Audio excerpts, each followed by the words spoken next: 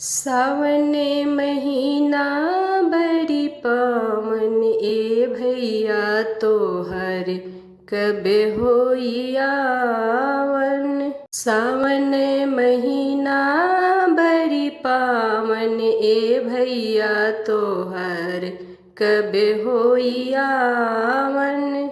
रहिया निहारेली बहिनिया ए भैया तोहर कब होई आवन।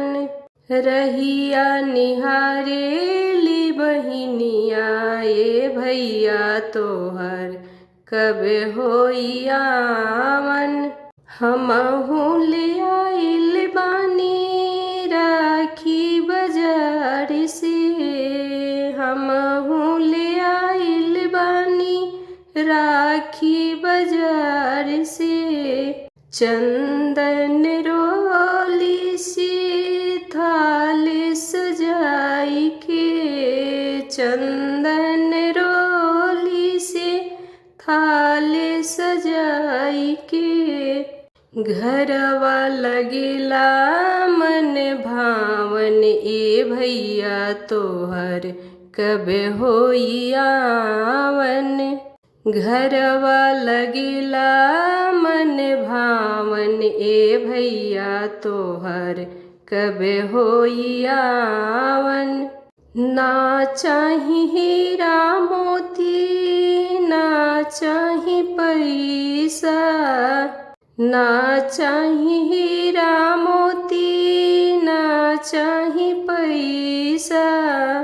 ना केहू दुनिया में हमरा भैया जैसा, ना केहू दुनिया में हमरा भैया जैसा।